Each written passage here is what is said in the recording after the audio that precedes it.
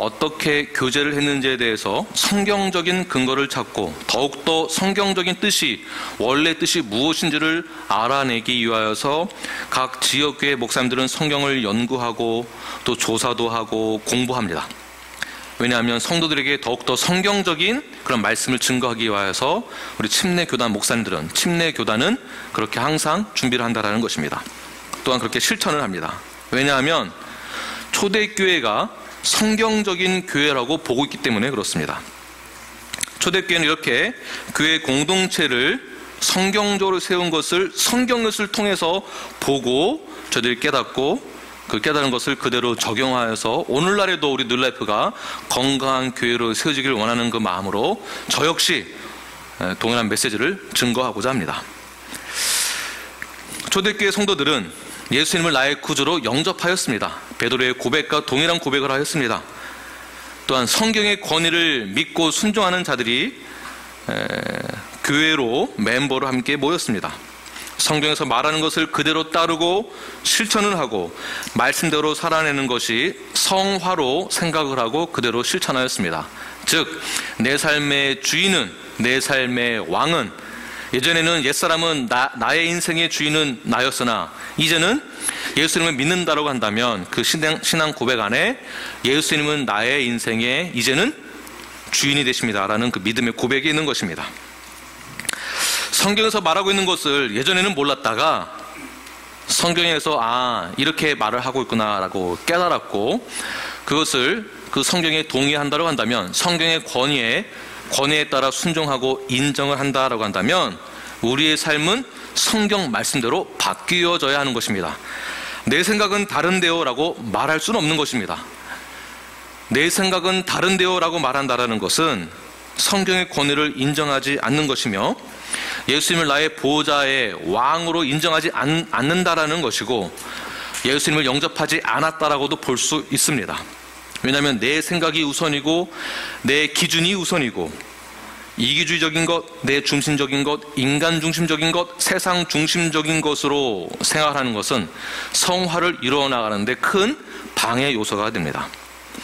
우리가 주님을 나의 구주로 영접했다면 성경에서 말하고 있는 것을 원래 뜻이 무엇인지를 더욱더 깨달아 나아가면서 그것을 발견했다고 한다면 그대로 실천하고 따르는 자세가 저희들에게 있어야 한다는 것입니다. 이것을 우리는 뭐라고 말하는가? 믿음의 반응이다 라고 말하는 것이에요. 제가 질문해 보겠습니다. 믿음이란 무엇입니까? 라고 질문한다면 여러분 어떻게 답변하시겠습니까? 믿음이 무엇인가요? 믿음은 예수님을 향한 말씀에 따르는 믿음의 반응을 보이는 것이 믿음입니다. 믿음을 나 믿음이 좋은 사람이에요, 나 믿음이 강한 사람이에요 라고 말을 하면서 마치 내가 믿음이 누구보다도 뛰어나다는 것을 보여주기 위하여서 방언으로만 기도한다든지, 방언으로 기도했다고 해서 내가 당신보다 더 믿음이 강하다라고 말을 한다든지, 또는 어떠한 신비적인 체험만을 하려고 한다든지 어떠한 모습을 통해서 보여주려고 하는 것은 믿음에 대한 반응이 아닙니다. 믿음에 대한 반응은 성경에서 말하고 있는 대로 실천을 하는 것 자체가 믿음에 대한 반응이라고 보아야 하는 것입니다.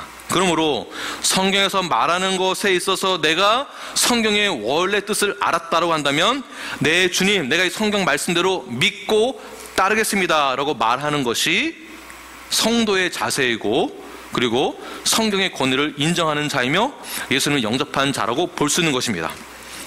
다시 한번 똑같은 예를 들자면 침례교단은 여전히 지금도 동성애를 반대하고 있습니다. 동성애를 죄라고 말을 합니다. 저희들은 동성애라는 죄를 범하지 않았지만 또 다른 죄가 있었습니다. 그 죄에 대해서 우리가 예수님 영접할 때에는 그 죄를 회개하고 예수님이 나의 삶의 주인인 것을 인정을 하고 성경의 권위에 따라서 실천하는 믿음에 대한 반응을 외적으로 교회 안에서 실천하고 있습니다. 동성애도 죄입니다. 그런데 어떤 사람이 평등해야죠, 동성애도 평등합니다 라고 회개하지 않고 받아들인다면, 또 다른 말로는 동성애는 죄가 아니라는 뜻이겠죠.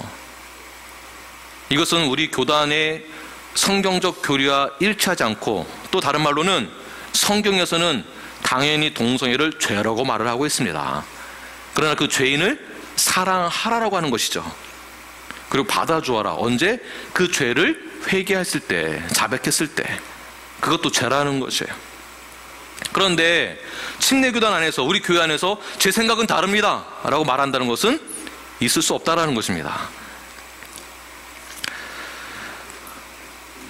네, 제가 성경 말씀에 따라 순종하겠습니다, 내가 믿습니다 라고 실천하고 따르는 것이 믿음에 대한 반응이고, 이렇게 반응하는 자가 믿음이 강한 자입니다. 사도 바울은 여러 교회에게, 에베소 교회, 고린도 교회, 기타 등등의 교회에게 편지를 보낼 때 형제들에게 편지하노니, 또는 장로들에게 편지하노니, 고린도 전후서나 베드로전서에서도 베드로가 말을 할 때에도 장로나 목사에게 편지를 할 때 이러한 것을 강조하는 것을 볼 수가 있습니다. 양떼를 잘 살펴라. 그리고 디도서에서 보게 되면 양떼를 잘 감독하라라고 이야기를 하고 있습니다. 감독하라. 자, 감독하다라는 것은 잘 돌봐야 된다라는 그러한 책임을 갖고 있는 것이 감독입니다. 양들이 어떻게 성화를 이루어가고 있는지, 그것을 또한 말씀대로 그대로 잘 가르치고 잘 보살피고 보호하고 그 양떼를 잘 가르쳐서 지키게 하는 것을 감독의 책임으로 설명하고 있는 것을 볼 수가 있습니다. 자, 감독이 무엇입니까? 예를 들면 한 나라의 국가대표 선수의 감독은, 그 감독은 선수가 어떻게 지내고 있는지, 선수가 어떻게 운동을 하는지에 대해서 정확하게 관찰하고 잘 봅니다. 잘 살펴봅니다. 어떤 것을 살펴봅니까? 감독은 선수들의 건강을 살펴봅니다. 건강 중에서도 마음의 건강은 어떤지, 생각의 건강은 어떤지, 육신의 건강이 어떤 것까지도 체크하고 검사를 합니다. 잘 보살피기 위하여서. 하다못해 먹는 것도 검사합니다. 먹는 것도 검사하죠. 무엇을 먹어야 하는지, 어떤 영양분을 더 많이 섭취를 해야 하는지, 어떤 것은 먹지 말아야 하는지에 대해서도 검사하고 감독을 합니다. 선수가 무엇을 보는지, 무엇을 느끼는지, 어떠한 영향을 받는지에 대해서도 감독을 합니다. 기술적인 것도 가르치고 마음가짐에 대해서도 가르쳐야 되고, 경기가 있는 날에는 경기 작전에 적합한 행동을 취할 수 있도록 지시를 합니다. 이렇게 하라고. 왜 그렇습니까? 감독을 하여서 선수나 감독 모두가, 팀이 우승을 하고 금메달을 목에 걸기 위하여서 감독은 그의 역할에 대해서 의무와 책임을 가지고 잘 살펴보고 지시를 내리고 보호하는 역할을 하게 됩니다. 왜 이렇게까지 하는 것일까요? 선수와 감독은 동일한 목적을 가지고 있습니다. 운동선수는 금메달을 목에 걸고 금메달을 목에 걸 수 있도록 감독은 그렇게 지시하고 보호하고 보살피는 역할을 항상 했다라는 것입니다. 마찬가지로 사도 바울이 편지를 보낼 때 감독하라라는 뜻은 목사가 감독이라는 것이라는 뜻이 포함되어 있습니다. 즉, 목사는 양떼를 보호해야 될 의무와 책임이 있습니다. 다른 말로 목사는 양떼를 감독해야 한다는 것이에요. 왜 그렇습니까? 마지막 승리의 날을 위하여서 함께 달려갈 수 있도록 보호 관찰을 하고 살펴보아야 하는 그런 감독의 위치에 서 있기 때문에 그렇습니다. 승리의 날을 위하여서, 주님 오실 날을 위하여서 준비된 신부가 될 수 있도록, 그리하여서 준비된 신부가 우리에게 오실 신랑을 위하여서 준비하는 그러한 완전한 자가 되기 위하여서 항상 준비해 되어져야 한다라는 것입니다. 이것이 어디에서 이루어질 수 있는 것이겠습니까?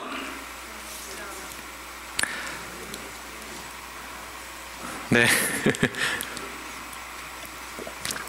제가 지난주에 설교한 것을 보니까 59분인가 했더라고요. 59분 몇 초인가? 거의 1시간을 했더라고요. 제가 1시간 설교했는지 몰랐습니다. 시간을 보면서 했는데도 불구하고 그 정도로 제가 1시간 한지도 몰랐는데 오늘은 1시간 안 하겠습니다. 네, 그리고 우리 교회 분위기가 날씨가 우중충하고 또 거기에도 또 코로나 또 바이러스에다가 또 지금 분위기도 안 좋고 또 거기에다가 플러스 동산 축제 때문에 다 피곤하셔가지고 네, 자 박수 3번 시작. 네, 이거 꼭 뭐 같은데요 이게. 네, 정신 바짝 차리시고 굉장히 중요한 메시지 전하고 있습니다. 제가 원고만 보고 하려고 노력하고 있어요. 다른 말 안 하려고. 제대로 지금 정시간에 끝내기 위하여서 잘 들으시고 오늘 동산축제 식사 마치고 이 말씀을 가지고 함께 나누도록 하겠습니다. 여러분들 무엇을 느꼈는지 잘 적용하시고 결단한 것, 적용한 것을 잘 나눠주시길 바랍니다. 자, 감독은, 즉 목사는 양들을 잘 보살펴야 한다는 것이에요. 감독하라는 것이에요. 목사는 무엇을 감독해야 되는가? 성도들이, 즉 양들이 무엇을 먹는지, 무엇을 마시는지, 어떻게 행동하고 있는지, 어떻게 살아가는지 잘 감독하라는 것이에요. 왜? 준비된 신부가 되기 위하여서. 선수에게 비교하면은 금메달을 따게 하기 위하여서 목사는 양들을 잘 감독해야 한다는 것이에요. 자, 이 뜻 자체가 무엇이냐면 목사 혼자만 존재한다라고 한다면 목사의 직분이 필요 없습니다. 자, 성도 혼자만 존재한다고 한다면은 이러한 말이 필요가 없어요. 보호해라, 관찰해라, 감독하라 이런 말이 필요가 없습니다. 왜 성경에서 보호해라, 관찰해라, 감독해라, 양떼들 잘 보호해라 왜 그렇게 말하겠습니까? 공동체를 말하는 것이에요. 교회라는 것 자체가, 성도라는 것 자체가 공동체를 말하는 것입니다. 성경에서 하나님이, 구약에서만 보더라도 하나님이 이스라엘 백성들 my people이라고 해서 people, 만약에 혼자면은요 my person 이렇게 얘기했을 거예요. my person. 아브라함에게도 약속하셨을 때에도, 아브라함과 언약을 맺을 때에도 내가 너를 큰 아비가 되게 해주겠다, 믿음의 조상이 되게 해주겠다. 즉 무엇을 말하고 있는 것입니까? 어떠한 믿음의 공동체의 조상이 되게 해주겠다. 아브라함의 믿음의 고백에 의해서 공동체를 말하는 것이에요. 즉 교회의 멤버십은 당연히 필요하다는 것입니다. 당연히. 지금 이 얘기를 하고 싶은 거예요. 자, 그렇다면 교회 안에서 감독이 필요하고 목사가 필요하고 그 안에 양들이 존재한다는 것입니다. 자, 그렇다면 양과 목자의 역할은 어떠한 관계와 역할이 있어야 되는가? 자, 목자는 양이 누구인지를 알아야 됩니다. 즉 내 양이, 지금 내 양의 상태가 어떠한지를 잘 파악을 하고 있어야 한다는 것이에요. 그래야 죄로부터 보호를 해주고 성화를 이룰 수 있도록 도울 수 있기 때문에 그렇습니다. 지금 이 성도의 상태가 어떠한지를 목자는 당연히 알아야 한다는 것이에요. 당연히 알기 위해서는 여기에 성도들도 교회에 편입되었을 때, 성도가 되기로 결정했을 때, 멤버십에 사인을 했을 때, 그때 목자가 양에 대해서 알 수 있도록 양도 자신을 오픈해야 한다는 뜻이고, 당연히 목자도 그 양에게 대한 책임을 가지고 있어야 한다는 것이에요. 이것이 멤버십에서의 사인을 요구하는 것이에요. 자, 지금 제가 말씀드리고자 하는 이 대상들은 누구냐 하면 멤버십이 아닌 분들에게 말씀을 전하는 것이 아니라 지금 모두 다 들으셔야 하는 것이고, 그리고 특별히 사인을 하신 분이라 할지라도 다시 한번 왜 내가 멤버가 되어야 하는지, 멤버의 역할은 무엇인지, 멤버는 어떠한 책임이 있는지에 대해서 다시 한번 재확인을 하시길 바랍니다. 그리고 사인하실 때 나중에 눈치 봐가지고 분위기 따라서 사인하지 마시고 실제로 다시 한번 나의 믿음의 고백과 신앙 고백을 하시고 사인을 하시고 의무와 책임을 다하시길 바랍니다. 이 자체를 우리는 언약으로 보는 것입니다. 언약. 목자는 양이 누군지를 잘 알아야 됩니다. 목자는 양의 현재 상태가, 영적 상태가 어떠한지를 잘 알아야 합니다. 아픈 곳은 없는지, 밥은 잘 먹고 다니는지, 무리에서 잘 어울리고 있는지, 누군가한테 따돌림은 당하고 있지는 않은지, 또는 그 양떼가 잠을 잘 자고는 있는지, 우리에게 다시 우리 교회에 적용을 한다면 목사는 성도들에게 말씀을 잘 먹이고 있는지도, 목사는 성도들이 성경적인 교제를 하고 있는지, 즉 동산에서 어떠한 교제를 하고 있는지를 잘 관찰해야 한다는 것이에요. 양을 잘 알아야 되니까. 그래서 보고를 꼭 하셔야 되는 거예요. 보고하지 않고 그냥 넘어갈 수는 없습니다. 목사는 성도들이 영적인 생활을 하고 있는지 잘 알아야 한다는 것이에요. 교회에 나와서 다 보란듯이 멀쩡하게 앉아 계시지만 뒤에 가서 무슨 짓을 하는지 제가 어떻게 합니까? 그러면 제가 가정 가운데 깊이 들어가야 되겠죠. 저녁마다 술을 마시지는 않는지, 저녁마다 밖에 나가지는 않는지, 마약은 하지 않는지, 성경대로 살지 않고 성경 밖으로 벗어나서 엉뚱한 짓을 하고 다니고 있지는 않은지 영적인 생활도 체크를 해야 한다는 것이에요. 목사는 성도들이 구원의 확신이 있는지 없는지를 체크해야 한다는 것입니다. 반대로 양도 목자가 누구인지를 알아야 하는 상호작용이 있어야 됩니다. 수평적인 게 꼭 필요하다는 것이에요. 그런데 이것이 이 자체가 교회이고 서로가 알아야 하는데, 나만 구원받으면 됐죠, 나만 하나님 믿으면 되죠, 이거는 상관없어요, 수평적인 것은 상관이 없어요 라고 말한다면, 물론 그렇게는 말 안 하죠. 그런데 멤버십은 필요 없습니다 라고 말한다는 것은 이 앞뒤가 말이 안 맞게 되는 것입니다. 요한복음 10장 14절 말씀 함께 읽겠습니다. 시작. 나는 선한 목자라. 나는 내 양을 알고 양도 나를 아는 것이. 자, 목자도 양을 알고 양도 누구를 안다고요? 나를 안다. 누굴 말한 것일까요? 지금 여기서는 지금 선한 목자는 예수 그리스도를 말하는 것입니다. 자, 예수님, 하나님에 대해서 양이 알아야 한다라는 것이에요. 내가 구원의 확신을 얻었다라는 것을 증명해내기 위해서 마치 신비한 체험만 해야 내가 구원의 확신을 얻은 것처럼 착각하시는 분들이 계십니다. 어느 날 갑자기 뭔가 환상을 보게 되었어요. 하늘문이 열렸어요. 어떠한 뭔가 뜨거운 것을 경험했어요. 내가 어떠한 빛을 보았어요. 이것으로 내가 구원을 받았다라고 말씀하신 분들이 계세요. 하나님을 전혀 알지 못한 채, 예수님이 누구인지도 모른 채, 그분이 어떠한 속성을 가지고 있는지, 그분이 나에게 어떠한 것을 주시고 계시는지, 그분이 무엇을 말하는지는 전혀 알지 못하는 채 그냥 신비한 체험으로만. 그래서 신비주의자들은, 극단주의적 성향을 가지고 있는 성령 운동주의자들은 방언 안 하면 구원을 못 받았다 이런 말들을 합니다. 또는 내가 예언의 은사가 있다, 내가 치유의 은사가 있다, 이것만 강조해서 내가 당신보다 구원의 확신이 더 있는 사람입니다, 차별을 두기도 합니다. 모두 다 잘못된 것입니다. 중요한 것은 하나님이 누구이신지, 즉 우리는 하나님의 자녀라고 했습니다. 양도 그가 누구인지를 안다라고 했습니다. 하나님의 자녀는, 자녀된 우리들은 하나님을 아는 것이 당연하죠. 저희 집에 두 아들이 있습니다. 두 아들은 아빠가 누구인지를 정확히 압니다. 정확히 알아요. 아빠가 지금 이 시간에는 뭘 하는지도 정확히 알아요. 아빠의 성격도 알고, 아빠가 누군지, 아빠가 이쯤 되면 무슨 말을 할지도 다 알고 있습니다. 아빠가 누구인지 정확히 알고 있습니다. 즉 상호작용하는 것입니다. 예전에도 한번 예언을 드렸지만 조선시대 때 천하대장군이 처음 세워졌다고 합니다. 마을 입구에 천하대장군, 제야여대장군을 세워서, 장승을 세워서. 제주도에는 뭐가 있습니까? 제주도에는 하루방이 있습니다. 하루방 앞에 절을 합니다. 왜 절을 합니까? 나를 보호해달라고 절을 합니다. 우리 동네에 귀신이 들어오지 못하도록 절을 합니다. 보호해달라고 절을 합니다. 귀신이 들어왔으면 귀신을 쫓아내달라고 절을 합니다.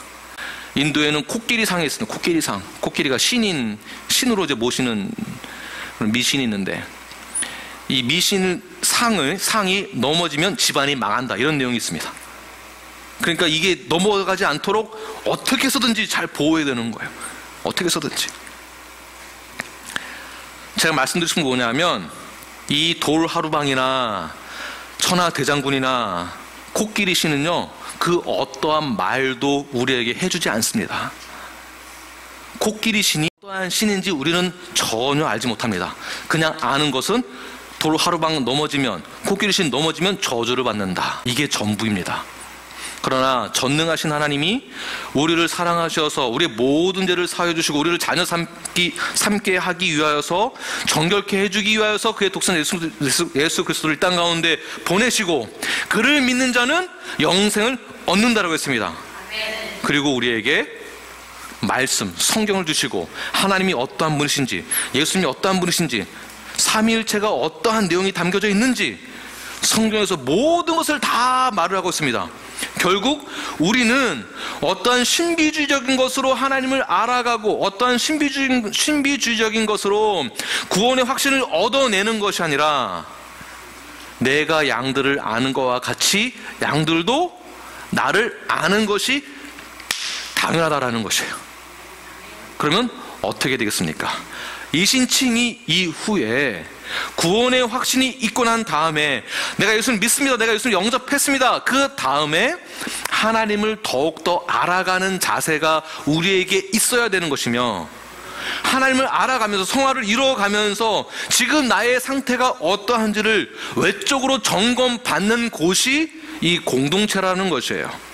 여기에서 이 공동체 안에서 내가 말씀대로 살지 않고 있다고 한다면 내가 디서플린도 받겠습니다 라고 말하는 것, 여기에 대한 책임과 의무를 다하겠습니다 라고 말하는 것, 이런 언약이 외적으로는 멤버십에 사인을 하는 것이며, 외적으로는 주의 만찬도 동일합니다. 외적인 표현으로는 침례도 여기에 동일하게 포함이 되는 것입니다. 만약 선한 목자가 누구인지 모르고, 선한 목자가 나의 양떼가 누구인지 모른다면, 양떼들이 선한 목자가 누구인지 모른다면 서로 감독할 수도 없고 보호할 수도 없게 됩니다. 누가 나의 양인지도 모른 채 감독할 수는 없기 때문에 그렇습니다. 반대로 양들은 혼자서 절대로 살아갈 수 없다는 것을 우리는 양의 특성을 보아서 잘 알 수가 있습니다. 양은 잠자리를 따로 마련해 주어야만 양은 스스로 잘 수가 있습니다. 양은 스스로가 아니라 잠자리를 마련해 줘야만 그곳에서 잠을 잘 수가 있습니다. 먹을 것을 그대로 챙겨 주어야만 먹을 수가 있습니다. 혼자서 먹을 것을 찾아가면서 사냥할 수 있는 기술은 양은 절대로 없습니다. 맹수의 공격으로부터 막아줘야만 목숨을 유지할 수가 있습니다. 양은 털을 깎아주지 않으면 털이 너무너무 많이 자라게 되면서부터 뒤로 넘어지게 된다고 합니다. 엎어지면은 스스로 혼자 일어날 수 없어서 굶주려 죽게 된다고 합니다. 이것이 양의 특성이에요. 즉 양은 혼자서 살 수 없다. 무엇을 말하고 있습니까? 성도는 공동체를 이루어야 한다는 것이에요. 즉 예수 그리스도의 몸, 지체를 이루는 것이 당연하다라는 것입니다. 양은 무리 가운데에 존재해야 하는 것입니다. 그 무리는 선한 목자의 음성을 듣고 보호를 받으며 그 말씀에 따라 순종함으로 인도함을 받는 것입니다. 지금 무엇을 말하고 있는 것이겠습니까? 교회를 말하는 것이고, 교회의 성도됨의 기준을 말하는 것이며, 역할과 의무와 책임을 말하고 있습니다.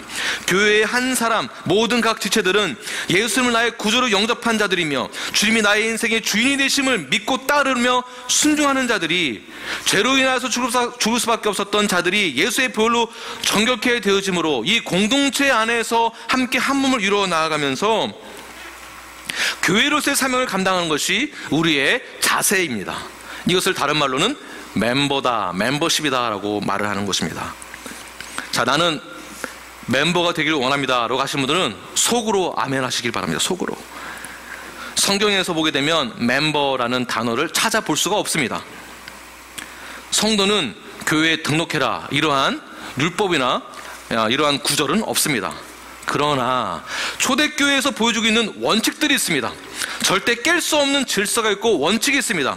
누군가가 가르쳐주지 않았어도 너무나도 당연히 생각하는 것이 있었는데, 그것이 무엇이냐면, 성도로 간다면 반드시 지역교회에 등록이 되어야 한다는 것에 대해서 이것을 원칙으로 알고 있었고, 이것을 질서라고 믿고 있었습니다. 바울이 에베소 교회에 권면하고 있는 것이 있는데요, 목자는, 감독은, 또 목사들은 이렇게 얘기를 합니다. 양떼를 감독해라, 보호해라 라고 하면서 양들을 인도해야 하며, 그 양들은 목자에 따라 인도함을 받는 것에 대해서 너무나도 당연하게 생각했다라는 것이에요. 초대교회 성도들은 예수님의 몸의 지체가 되어야 하는 것에 대해서 그 누구도, 그 어떠한 것도 의심하지 않았습니다. 주님이 말씀하시고 제자들이 또한 그 말씀 들은 것을, 배운 것을 그들 또한 가르치고, 여기에 모든 것이 다 포함되어 있는 것이에요.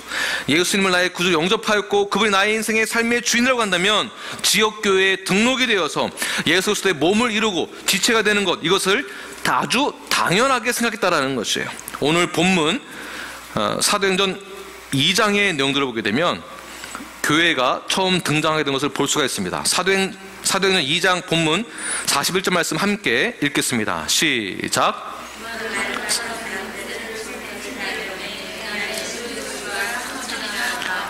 네, 그 말을 받은 사람들의 동그라미 치시고 별표 3개 하시길 바랍니다. 즉, 그 말을 받은 사람들, 벌써 한 사람이 아니죠. 들, 복수입니다. 그 말을 받은 사람들은 어떠한 사람들인가? 예수님을 나의 구주로 영접한 사람들이고요, 성경의 권위를 인정하는 사람들이고, 주님이 나의 삶에, 내 몸의 머리가 되심을 인정하는 사람들, 내가 주님의 몸에 연합되었음을 믿는 사람들, 예수님께서 나의 모든 죄들을 십자가에서 죽으심으로 다 사하여 주실 것을 믿는 사람들, 그 예수님이 죽으시고 부활하셔서 승천하시고 다시 오실 것을 믿는 사람들, 이러한 사람들은 구원의 확신이 있는 사람들이고 중생을 경험한 사람들이고 새로운 삶을 살아갈 때 말씀대로 살아가겠습니다 라고 헌신을 다짐한 사람들이고, 내 삶의 주인은 내가 아니라 예수 그리스도이십니다라고 고백한 자들이고, 이러한 사람들은 교회에 소속이 되어서 한 몸을 내가 이루겠습니다라고 고백한 자들이고, 이러한 사람들을 오늘 본문에서는 뭐라고 말하고 있습니까?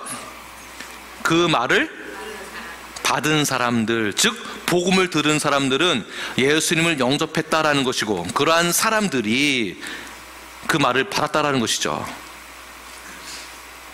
제가 여러분들에게 묻겠습니다. 여러분들은 나의 삶의 주인이 예수님이신 것을 믿으십니까? 아멘 안 하신 분들도 있어요. 괜찮습니다. 그러나 정말 중요합니다. 교회는 믿는 자들의 모임이고 공동체입니다. 중생을 반드시 경험해야 됩니다. 내 삶의 주인은 이제는 더 이상 내가 아니라 예수 그리스도가 되어야 합니다. 휴스턴에서 일어나는 일들을 제가 잠깐 들었습니다. 어느 큰 교회에 이러한 현상들이 일어나고 있대요. 자녀들을 키우는 부모들이 교회에서, 그 큰 교회에서 여러 가지 혜택을 받고 자녀를 위해서 키우다가 자녀들이 다 대학을 가고 난 다음에 내가 이제는 이 교회에 다닐 필요가 없구나라는 생각을 하게 돼서 교회를 더 이상 안 나가는 그런 현상들이 일어나고 있다고 합니다. 여러분 어떻게 생각하십니까? 진짜 구원을 받았는지 의심이 되죠. 그러면서 나는 교회를 다녀요, 나는 예수를 믿어요 라고 말도 했을 것입니다. 우리 모든 성도는 100% 구원의 확신이 있기를 간절히 소망합니다. 그 말을 받은 사람들이 모이는 곳이 교회입니다. 그 말을 받은 사람들이 확증되어져야 하는 곳이 교회 공동체고 무리입니다. 왜 그러냐 하면, 다시 본문을 보시면 그 말을 받았다라는 것은 그 뒤에 신도의 수가 3,000이나 더하더라. 신도의 수, 즉 그 말을 받은 사람들이 신도, 즉 믿는 자가 되었다라는 것을 말하고 있는 것이에요. 믿는 자의 숫자가 늘어났다는 것입니다. 이게 포인트예요. 믿지도 않는 사람을 교회에 아무리 많이 데리고 와봐야 하나님은 그 카운트하지 않습니다. 하나님은 카운트하지 않는데 우리만 카운트해봐야 소용이 없습니다. 우리만 카운트해봐야. 믿는 자가 모이는 것, 신도가 모이는 것. 그래서 우리 교회를 빌리버 철치라고 얘기를 하고, 멤버십도 꼭 믿는 자만이 멤버십을 가질 수 있는 것이지 믿지 않은데 그냥 멤버십을 가질 수 없습니다. 즉 멤버십을 갖기 위해서 사인하신 분들은 나는 실제로 예수를 믿습니다, 나는 구원의 확신이 있습니다, 내 인생의 주인은 오직 예수 그리스도이십니다 라고 실제로 신앙 고백을 한 자들이어야 한다라는 것이에요. 지금 말로 하면 우리 교회 멤버십 리스트에, 즉 교족부에 이름이 올라가게 되는 것이고 멤버가 되었다는 것이고, 이것을 다른 외적인 표현으로, 물리적인 표현으로 자신이 구원받았음을 물리적으로 표현하는 방법이 있는데, 자신이 신자가 되었고 내가 주님을 영접하였고 내가 주님의 말씀대로 따르겠습니다, 순종하겠습니다, 내가 예수님과 한 몸을 이루겠습니다 라는 외적인 표현을 어떻게 했는가? 내가 당신들과 함께 한 몸을 이루어서 예수님의 몸에 합한 자녀로서 그 뜻에 순종하겠습니다 라는 그런 표시로 어떠한 행위를 하게 됐는데, 그 행위가 41절 말씀에 나와 있습니다. 그 말을 받은 사람들은, 자, 뭐라고 나와 있습니까?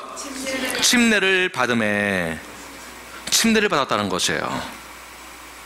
다음 주는 성경적인 침례란 무엇인가에 대해서 함께 나누도록 하겠습니다. 즉, 구원의 확신을, 그러니까 내가 받은 그 구원의 확신에 대해서 신자들 앞에, 교회 앞에 외적인 표현으로 침례를 받았다는 것이에요.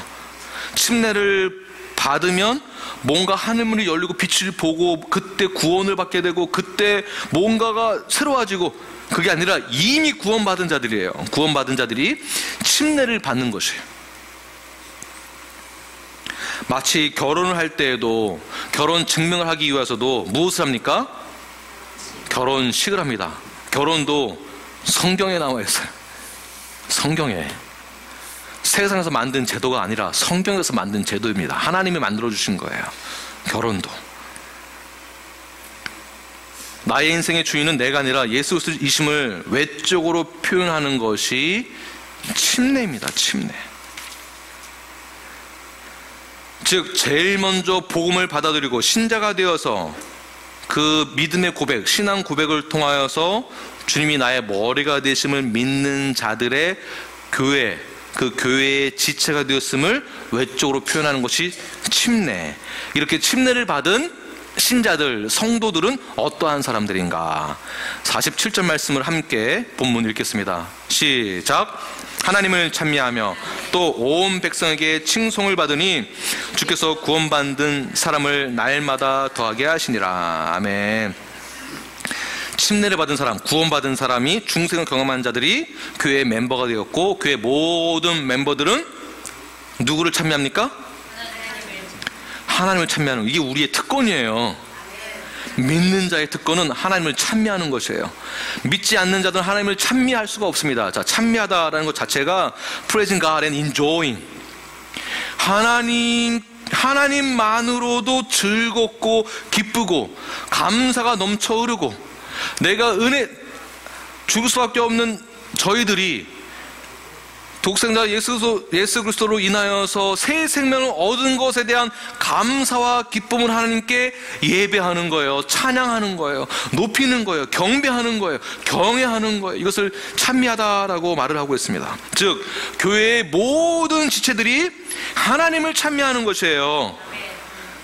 다른 말로 하나님을 찬양한다. 워시핑, 워십한다. 워십. 자, 워십은 경배. 다른 말로, 다른 뜻으로 여러분들은 하나님 말고 누구를, 무엇을 워십하고 있습니까? 어떠한 사람, 남자는 자동차를 워십합니다. 하나님보다 더. 우리 자매님들은 돈을 워십합니다.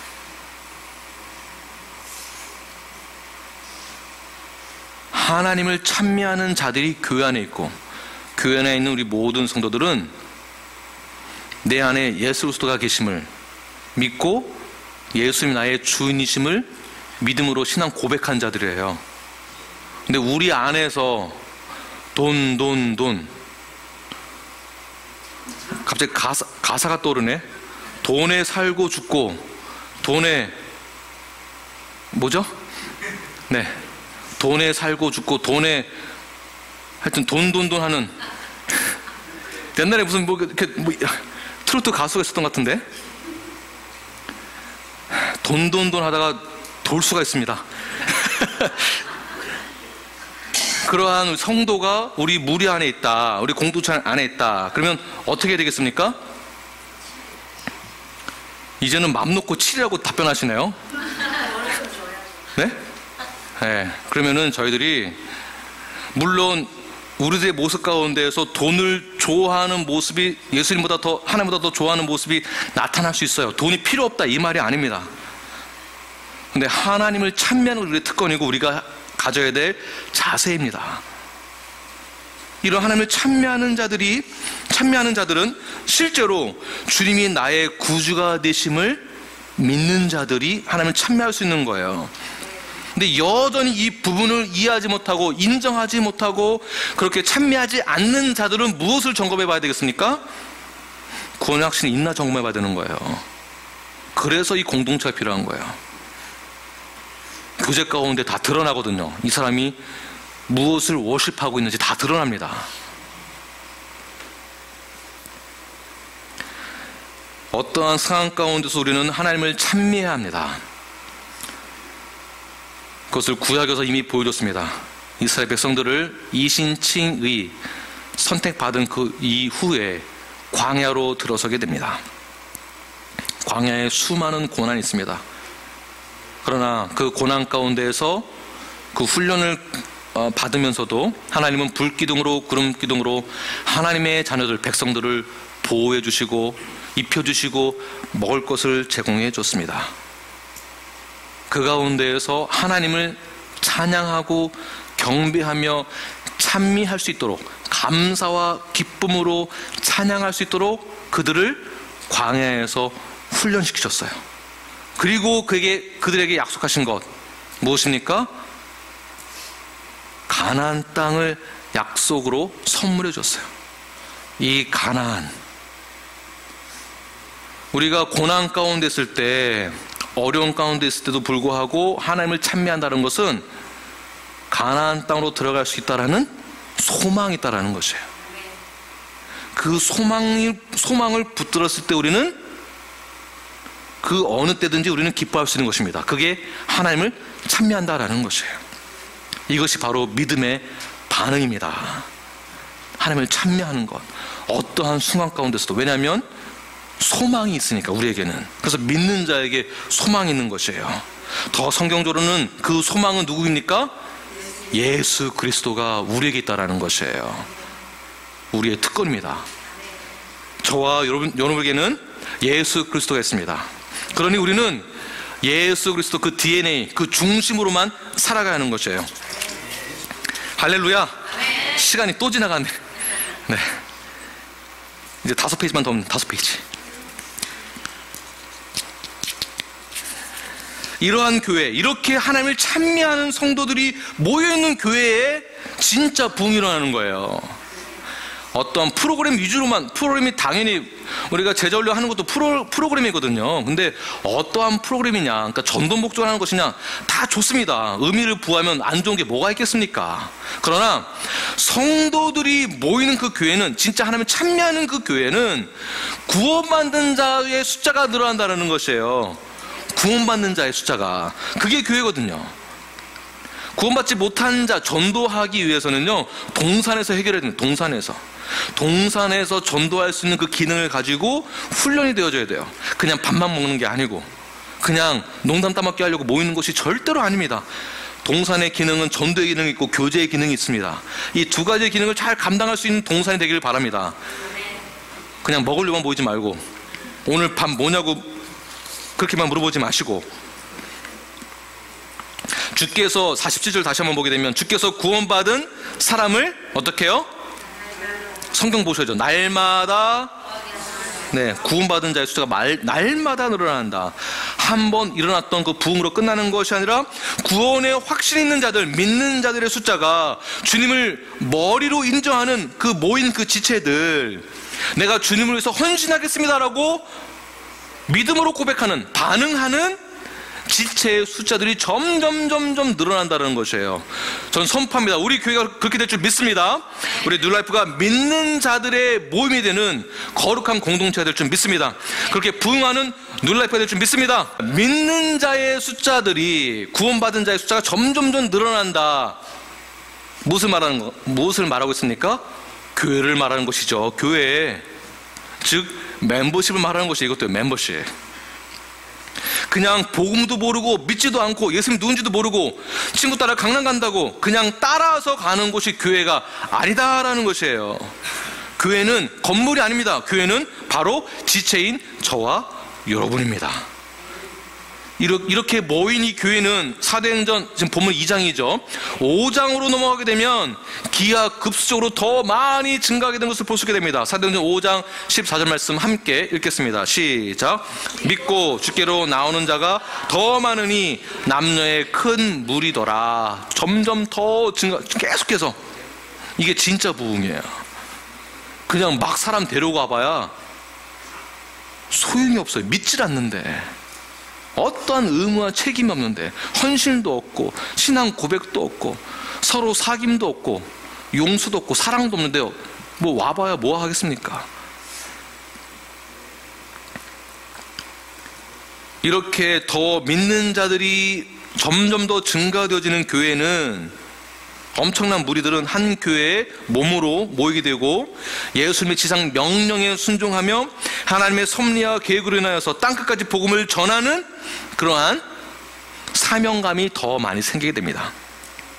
그런데 사도행전 7장에 보게 되면 흩어지는 것이, 복음이 더 증가되어지는 것이 이게 눈에 보이기도 하는데, 계속 사람들이 나만 생각하는 거죠. 나만, 우리 교회만, 예수님의 지상명령은 까먹고 우리만 생각하다 보니까 하나님의 섭리에 의해서, 계획에 의해서 스데반 집사의 순교가 일어나게 됩니다. 그때 신자들이 흩어지게 됩니다. 그리고 안디옥 교회가 생기게 됩니다. 흩어지는 곳에 교회가 생겼다는 것이죠. 즉 성도들이 지역으로 가서 거기서도 교회로 모였다는 것이에요. 교회로. 그러니까 건물로 모인 것이 아니라 모인 자리가 교회라는 것이거든요. 그렇게 모였다라는 것이에요. 만약에 무서워서 두렵고 떨려서 혼자만 예배드렸다, 그러면 성경에 나와야 됩니다. 그러나 교회로 모였다라고 이야기를 하고 있습니다. 그 후 사도 바울의 등장과 함께 여러 교회가 생기게 되어집니다. 즉 여러 지체가 다른 지역에서 모일 때에도 교회로 모였다라는 것이에요. 나 혼자만 있는 것이 아니라. 이 말은 교회의 멤버십으로, 즉 예수님의 몸, 그 지체로 모였다는 것을 말하고 있는 것입니다. 헌신된 사람들이었고 사명을 가진 자들이었고, 그 사명을 가진 자들은 선교하게 되고 복음을 전하게 되고, 구원에 확신 있는 자들은 헌신을 다했습니다. 사도 바울은 가는 곳마다 복음을 전했고 제자를 삼았고 침례를 줬고 가르쳐서 지키게 하는 사역에 몰두하였습니다. 그 사역을 그렇게 감당하였습니다. 순종을 해야 합니다. 교회가 신실한 자들의 모임인 것을 끝까지 지켜야 됩니다. 끝까지 포기하지 말아야 됩니다. 교회는 순결함을 지키는 자들의 모임이 되어야 하는 것에 대해서 저들 모두 다 언약을 맺어야 됩니다. 철저하게 신앙 고백을 하고 지켜야 됩니다. 교회의 머리가 예수님 것을 믿어야 합니다. 믿는다면 그대로 순종하는 성도가 되어야 합니다. 예수님의 몸, 예수님의 거룩한 교회를 지키기 위해서는 서로가 책임감이 있는 성도가 되도록 서로를 세워줘야 됩니다. 책임감을 가져야 한다는 것이에요. 그래서 제가 책임감을 심어주도록 무엇인가를 계속 맡기거나 권면을 하거나 부탁을 하거나 책임감을 심어주도록, 서로 용서를 권면한다든지 사랑하도록 권면한다든지 책임을 심어주는 거예요. 서로가 서로에게 책임감을 심어주고 구원의 완성을 이루어 나갈 수 있도록 지켜주는 역할을 충성되이 감당해야 합니다. 예수님의 지상 대명령을 지키고 따르고 순종해야 합니다. 헌신해야 됩니다. 신자들의 몸인 이 교회가 모두 다 지체가 되어서 서로가 같은 마음, 같은 뜻, 같은 말을 할 수 있는 우리 눌라프 공동체가 되어야 됩니다. 이것을 동일하게 초대교회는 1세기 때서부터 지켜왔습니다. 목숨을 걸고 지켰습니다. 세상과 타협하지 않았습니다. 세상 권력에 순복하지 않았습니다. 성경적인 교회를 지키기 위해서 초대교회, 초대 침례교인들은, 초대교회 아닙니다. 초대 침례교인들은 목숨을 담보로 교회와 성도와 그들의 신앙을 지켰습니다.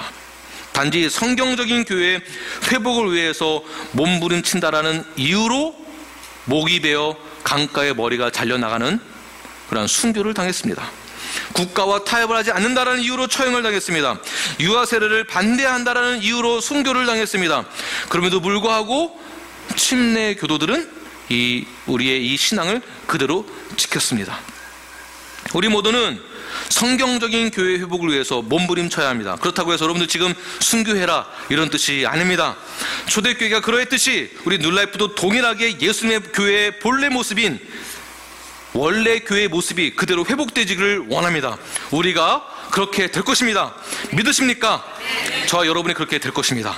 얼마나 감동이 될지 모릅니다. 흥분이 됩니다. 네, 얼마나 흥분이 될지 몰라요. 며칠 전에 어느 성도 한 분이 저에게 메시지를 보내줬어요. 목사님, 제가 지난 몇 년 동안 신앙생활을 우리 교회에서 하면서 지금까지 저에게 잘못됐던 것이 있으면 저를 치리해 주세요. 제가 건강한 교회 예수님의 몸이 되길 원합니다. 목사님이 치리해 주시고 권면해 주셔서 저에게 징계를 내리신다면 그 징계를 받겠습니다. 근신하라 하면 제가 근신하겠습니다. 우리 성도님이 하신 말씀이에요. 놀라운 변화 아니겠습니까? 놀라운 변화? 불과 작년만 하더라도 치리한다고 우리 교회에서 저한테 얼마나 뭐라고 하셨는지 몰라요. 치리가 없으면요, 교회에서 한 몸을 이루기가 굉장히 힘이 듭니다. 분파 짓는 것을 어떻게 감당하시겠습니까? 죄 짓는 것을 어떻게 감당하시겠습니까? 교회가 치리가 없다면 온전하게 세워질 수가 없습니다. 이렇게 교회가 이것을 그대로 말씀대로 지키지 않으면 교회는 온전히 세워질 수가 없습니다. 우리 교회는 달라도 확실히 달라져야 하며, 우리 뉴라이프는 이 휴스턴에서 우리 뉴라이프가 진짜 하나님이 세우시는 교회구나, 정말 교인들이 뭐가 달라도 다르구나 라는 말을 듣는 교회가 되길 바랍니다. 42절 보게 되면 함께 읽겠습니다. 시작. 그들이 사도의 가르침을 받아 서로 교제하고 떡을 떼며 오로지 기도하기를 힘쓰느니라. 모두가 사도들의 가르침을 받았고 교제하였고 말씀과 기도로 거룩해져 갔습니다. 여기에 대해서 헌신을 하였고 다짐하였습니다. 순종한다라는 것이죠. 교회의 지체가 됐으니까, 멤버가 됐으니까. 교회의 지체는 몸의 머리가 되신 예수님을 따르는 자들, 바로 이렇게 공동체가 말씀과 기도로 거룩해져 가는 것이에요. 가르침을 받고. 44절 읽겠습니다. 44, 45, 46 시작. 믿는 사람이 다 함께 있어 모든 물건을 서로 통용하고 또 재산 각 사람의 필요를 따라 나눠주며 날마다 마음을 같이하여 성전의 모기를 힘쓰고 집에서 떡을 떼며 기쁨과 순전한 마음으로 음식을 먹고 날마다 마음을 같이하였다. 서로가 서로에게 어떻게 해야 하는지에 대해서 교회 지체들은 다 알고 있었다라는 것이에요. 그렇게 했다라는 것입니다. 말씀을 그대로 따르고 실천하고 그대로 살아냈다라는 것이에요. 우리는 주일 예배만 드리기 위하여서 이 자리에 모인 것이 아닙니다. 우리는 예수님의 몸의 지체로서 모인 것입니다. 성서적인 신약 교회의 회복을 우리 뉴라이프가 그대로 경험하고 우리 뉴라이프가 그렇게 건강한 교회로 세워져 나가는 우리 모두가 되길 간절히 축원합니다. 기도하겠습니다.